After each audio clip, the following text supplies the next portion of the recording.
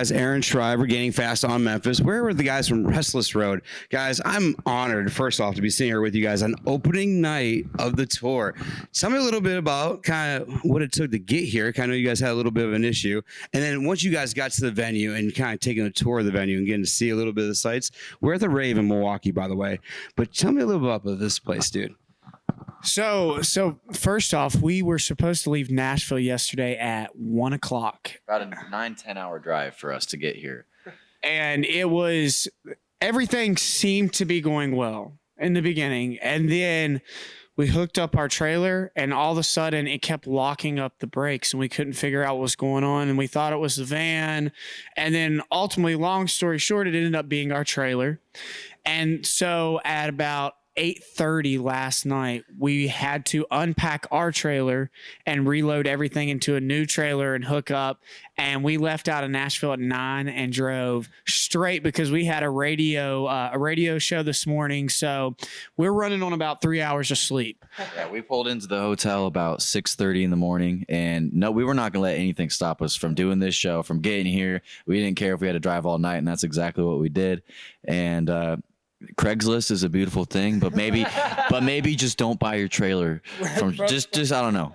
Just be thorough. Just a word of advice.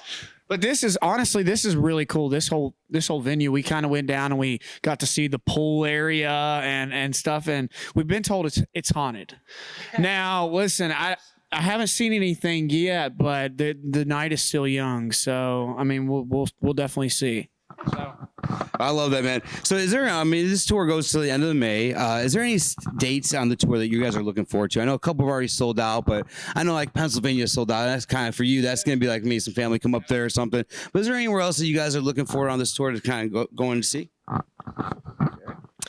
Well, I think we're super excited to hit Nashville, obviously, because that's where we all live. That's where we do our music. And, I think we're super excited to have a hometown show and kind of see the reaction. I don't think we've ever played a show in Nashville. What happened was we planned on doing a Nashville concert in 2020, and there was a horrible tornado, so we had to postpone it. A few weeks later, we're coming back to Nashville, ready to do our first show. Pandemic happens, and so this will be the first time getting to really put on a proper concert in Nashville for a lot of the people that we work with, our friends and stuff. So that one's going to be special. 2 years coming. 2 years coming. Third time's the charm is a better way to put it. Yeah.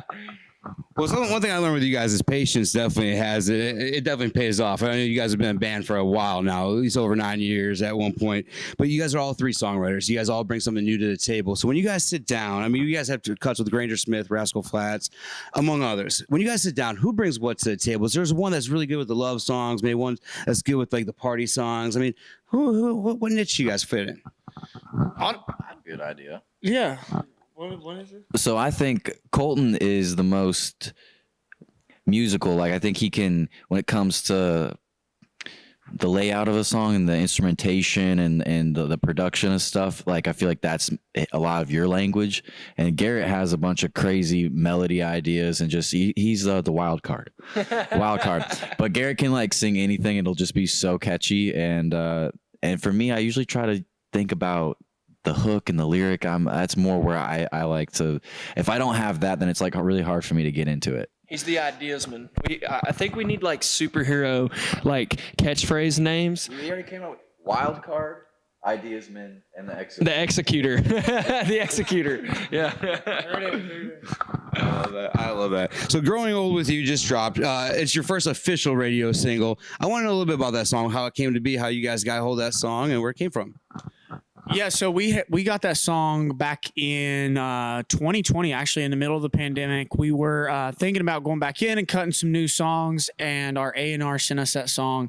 And it was one that we immediately gravitated to just because of the message behind it. And it's one of those songs that, no matter what stage of your relationship you're in, everybody wants to find that person to grow old with. So it was one that was just immediately special to us, and we knew we had to cut.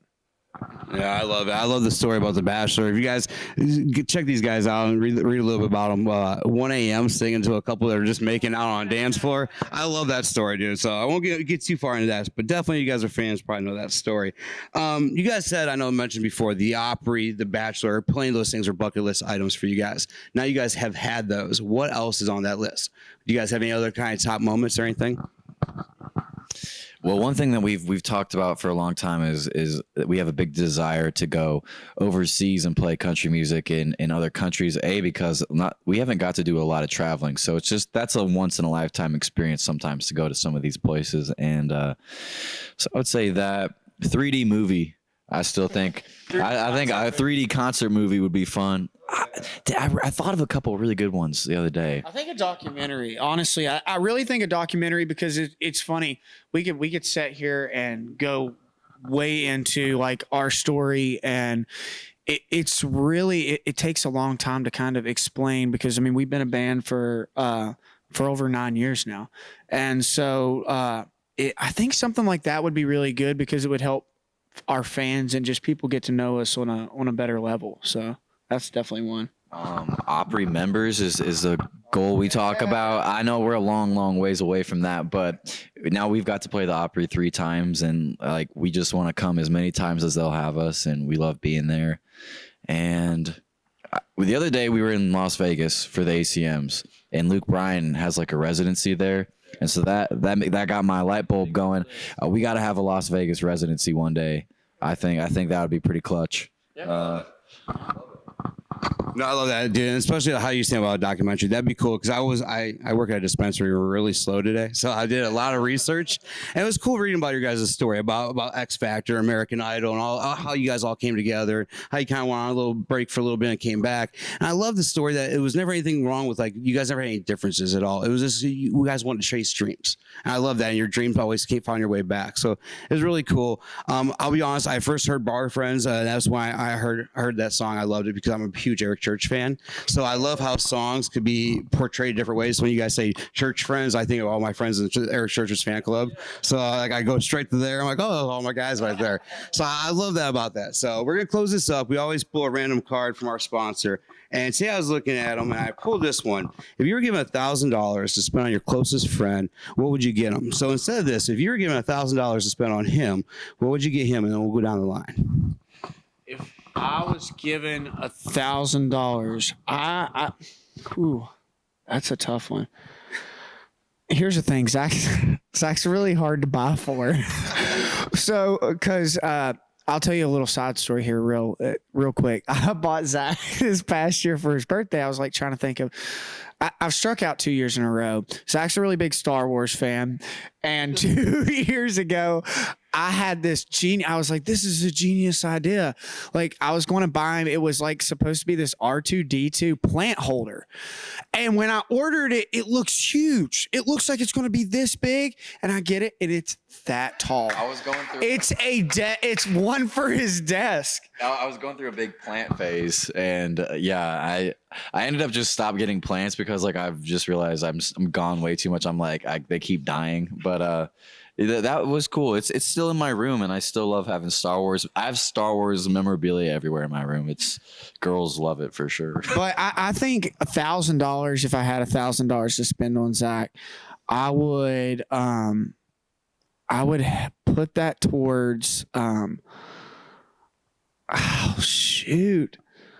His college fund. No, I'm kidding. Honestly, that God bless. I don't know. What's oh yeah, okay. Here he's telling me what he wants. Essentially, he wants a 3-day trip to Star Wars, to the world, to Star Wars. Oh my God, I forgot about that. Getaway experience. Yeah. So yeah, I definitely would do that. I don't know. Here it goes. Zach's gonna buy you. There's not like a lot of possessions I wish I had. Like if I spend money, like I'll spend a lot of money on food because it's like an experience for me every time. So you could $1,000 Chipotle gift card. I eat Chipotle so much. What are you buying me, bro? Yep. Okay. $1,000. What are you buying? I would probably buy Garrett $1,000 NFT. because he won't stop talking to me about NFTs, and I don't know anything about it, and he's very proud of. He has a couple, I think, and you guys call yourselves the crypto band. I read somewhere. Oh, that's or like that's a Garrett. like the things country. like the things Garrett would spend money on, I probably wouldn't. Like he likes like certain clothing things or like just collectible type items, so I might do that, I think. You want to know what's funny? Is my answer for both of y'all was I was going to buy y'all crypto with 500 each. Buy Colton and Ethereum, and then I was going to buy you a Bitcoin. Well, guys, thank you so much. I'm so excited to see the show tonight. I'm glad that we got to be part of opening night. You guys are in Chicago, and you guys go, I think, Michigan and Indiana or something like that. 4 shows in a row off the bat. I can't wait to see this tour, how it folds out or unfolds, and just what you guys have in store for all the fans out there, man. So thank you guys for spending a few minutes with us tonight. Thanks for having us. Yeah, we're excited. Appreciate it. Thank you.